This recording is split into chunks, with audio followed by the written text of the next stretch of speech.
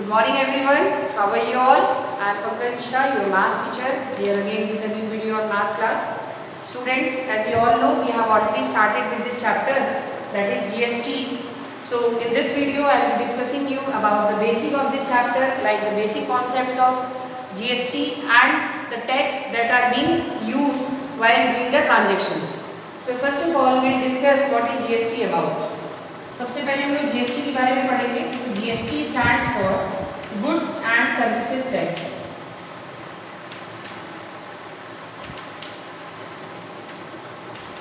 If will talk about GST, तो हम लोगों को क्या करना है, जैसे एक आपको बेसिक एग्जांपल मैं दे रहा हूँ आपके डेली लाइफ का. अगर हम कोई भी आर्टिकल खरीदने जाते हैं तो आपने देखा है कोई भी आर्टिकल, जैसे मान लीजिए एक आर्टिकल हमने खरीदा और वो आर्टिकल आपका 1000 रुपीज़ का है, बट जब आप बिल पे करने जाते हैं तो यू विल फाइंड कि आपको क्या करना पड़ेगा, यू हैव टू पे more amount from the given price.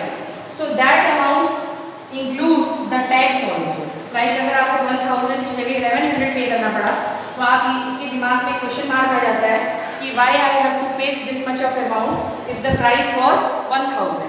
तो बेटा बेसिकली क्या होता है, इसमें जो टैक्स इंक्लूड होता है, ये इसमें आपके टैक्स जो होंगे यही आपका जीएसटी वाला होगा. जो ट्रांजेक्शन्स होंगी उसमें आपका एक सेंट्रल गवर्नमेंट को और स्टेट गवर्नमेंट को दो टैक्स होते हैं, जिसको हम लोग एसजीएसटी एंड सीजीएसटी कहते हैं. फर्स्ट होता है आपका एसजीएसटी और दूसरा होता है सीजीएसटी. ठीक है. अब अगर हम लोग बात करें, ट्रांजेक्शन जो भी हो रही है वो दो तरीके से होती है. एक ट्रांजेक्शन आपका होता है, जैसे अगर हम इसे देखें, एक स्टेट के अंदर ही होगी ट्रांजेक्शन और एक होगी स्टेट के बाहर. तो ट्रांजेक्शन्स आपकी अगर इंट्रा स्टेट हो रही है, तो दैट मीन्स ये स्टेट के विदिन हो रही है, with in the same state. Like अगर यूपी का कोई मैन्युफैक्चरर है तो होलसेलर भी आपका यूपी का ही होगा, सेम स्टेट में ही ट्रांजेक्शन होगी. और अगर इंटर स्टेट है आपका, तो इंटर स्टेट के केस में क्या हो जाता है, आउटसाइड द स्टेट. इस एग्जाम्पल को हम लोग थोड़ा सा इंटरनेट और इंट्रानेट के रूप में भी देख सकते हैं. आपने सुना होगा इंट्रानेट का मतलब होता है कि अगर कोई पर्टिकुलर ऑर्गेनाइजेशन है, लाइक मान लीजिए विप्रो टेक्नोलॉजीज, इनकी अपनी एक ऑफिशियल वेबसाइट होगी जिसमें उसके जो ऑथेंटिक पीपल है, जो ऑथराइज पर्सन है, they can access that site. Intranet का मतलब यही हो गया कि within the same organisation those people who are in Wipro they can access that site because all the confidential matter and all the confidential things are given in the site, so a common people cannot access that. तो within the same organization हुआ, तो just like intranet, intrastate भी हो गया, within the same state that transaction will be carried out. and interstate के case में क्या हो गया, outside the state. मतलब जैसे इंटरनेट की बात कर लिया जाए, गूगल है, फेसबुक है, ट्विटर है, ये सारे लोग एक्सेस कर सकते हैं. ठीक है, कहीं पे भी, मतलब कोई भी इस साइट को यूज कर सकता है अपनी आईडी बना के. तो ये हो गया हमारा इंट्रा स्टेट और इंटर स्टेट. अब इसमें जो ट्रांजेक्शन होता है उसमें जीएसटी कैसे लगती है उसको भी हम लोग देखते हैं. जीएसटी कैसे आप कैलकुलेट करते हैं. तो in case of intra state, अगर हम लोग इंट्रा स्टेट की बात करें तो in case of intra state tax जो डिवाइड होगा, जैसे जीएसटी आपका दिया हुआ है 10%. ठीक है, तो ये 10% स्टेट को 5% होगा, 5% ऑफ द अमाउंट जो भी होगा, और सीजीएसटी मतलब सेंट्रल गवर्नमेंट को भी 5%. That means in case of intrastate, this GST will be further divided into two parts, that is half of the part will be for the state government and half of the part will be for the central government. Next, in case of अगर हम लोग interstate की बात करें तो interstate में क्या होता है, interstate की अगर बात करें तो interstate में आपका IGST होगा, जिसको हम लोग बोलते हैं integrated goods and services tax. क्या कहते हैं इसको, integrated goods and services tax. इसमें सारा का सारा, जैसे जीएसटी आपकी 12% है, तो 12% ऑफ द अमाउंट जो भी होगा वो आपको किसको चला जाएगा, सीधा सीधा सेंट्रल गवर्नमेंट. इसमें स्टेट गवर्नमेंट का कोई भी हिस्सा नहीं होता, सीधा ये सेंट्रल गवर्नमेंट को चला जाएगा. तो ये हो गया आपका basic concept intra state and inter state. ठीक है. नेक्स्ट अब देखते हैं हम लोग किस टाइप का क्वेश्चन आपके एग्जाम में आते हैं, कैसे सॉल्व किया जाता है. तो आज मैं आपको क्वेश्चन करके दिखा रहा हूँ, इसी तरीके से क्वेश्चन आपको भी करने हैं. एक क्वेश्चन मैं बोल रहा हूँ, देखिए question, an article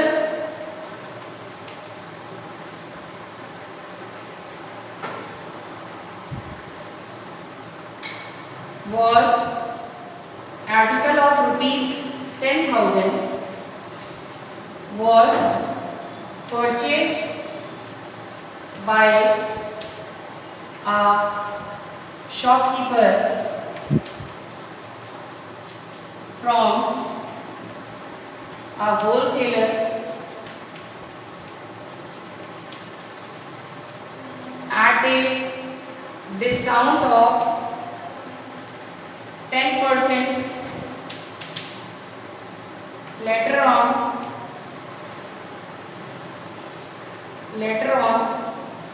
the article was sold to a consumer at a profit of rupees 500 if the GST cost 10% and transaction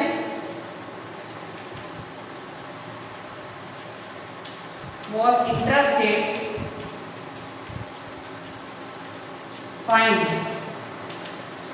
क्या फाइंड करना है आपको? देखिए क्वेश्चन में यहाँ लिख रहा हूँ, first amount paid by consumer inclusive of tax. Inclusive of tax का मतलब होता है टैक्स भी इंक्लूड करना है। Second part amount of GST paid by shopkeeper.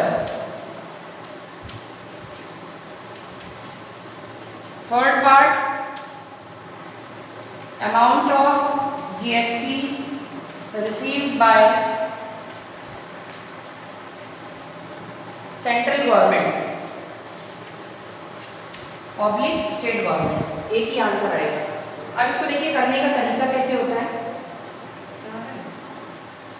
इसको करने का तरीका है, सबसे पहले ट्रांजैक्शन देखिए किसके किसके बीच में हुई। होलसेलर के बीच में हुई, होलसेलर, फिर शॉपकीपर, फिर कंज्यूमर। ये कंज्यूमर हो गया। ये ट्रांजैक्शन आपकी इनके बीच में हुई, पहले इसके बीच में फिर इसके बीच में।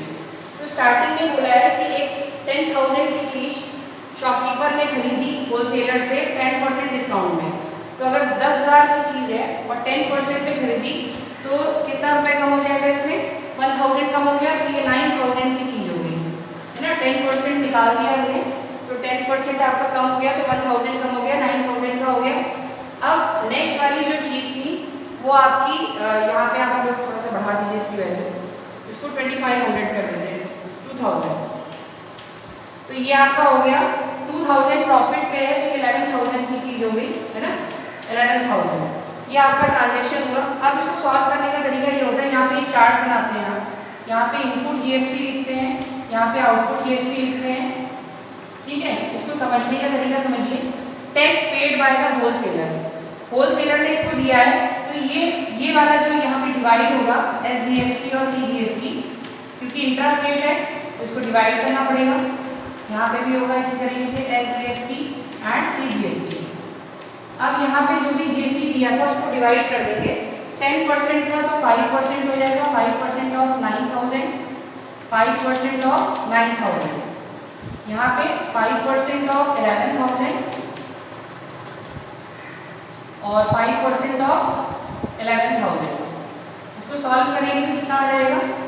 5/100 इंटू 9,000, 2 0 कैंसिल हो गया, तो आपका कितना आ जाएगा? 450। यहाँ पे 450 आएगा, यहाँ पे कैंसिल करेंगे तो ये आपका 550 आएगा, यहाँ पे भी 550, यहाँ पे भी 450।